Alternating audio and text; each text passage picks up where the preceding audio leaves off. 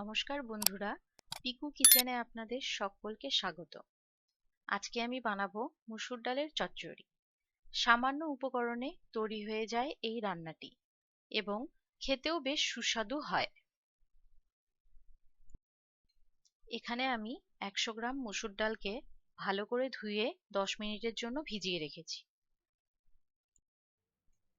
এবার কড়াইয়ে সর্ষের তেল দিয়ে একটা শুকনো লঙ্কা আর হাফ টিস্পুন কালো জিরে দিয়ে দিচ্ছি।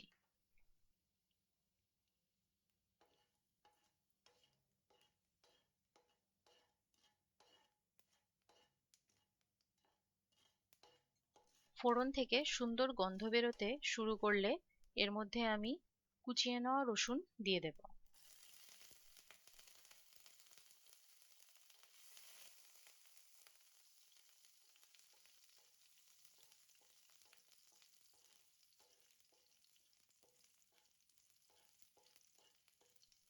রসুনটাকে হালকা ভেজে এর মধ্যে আমি পেঁয়াজ কুচি দিয়ে দেব।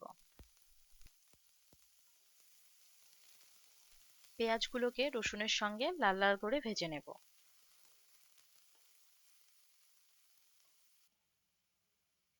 পেঁয়াজগুলো ভাজা হয়ে গেছে, এখন কুচিয়ে নেওয়া টমেটো ও কাঁচা লঙ্কা দিয়ে দেব।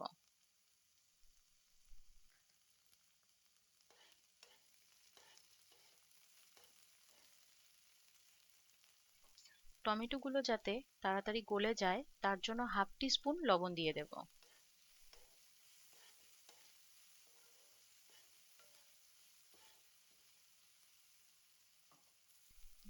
এবার দিয়ে দিচ্ছি আগের থেকে ভিজিয়ে রাখা মুসুর ডাল।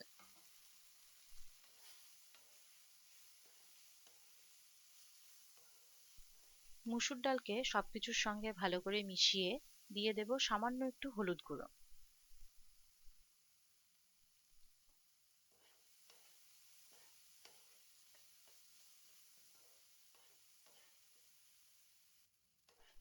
সব উপকরণের সঙ্গে মুসুর ডালকে ভালো করে ভেজে নিয়েছি।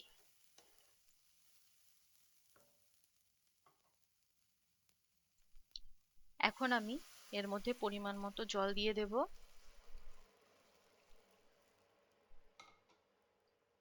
সব উপকরণগুলোকে আমি আবার একবার ভালো করে মিশিয়ে নেব।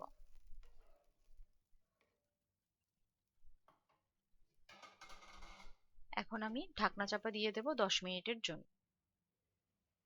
ডালটা কিন্তু একটু মাখা মাখা আর দানা দানা থাকবে, তবেই কিন্তু খেতে ভালো লাগবে।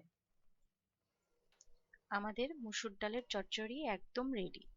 দেখতে পাচ্ছেন কতটা লোভনীয় হয়েছে, খেতেও কিন্তু অসম্ভব সুস্বাদু হয়। আশা করছি আপনাদের ভালো লেগেছে রেসিপিটা। ভালো লাগলে লাইক, শেয়ার ও সাবস্ক্রাইব করার অনুরোধ রইল।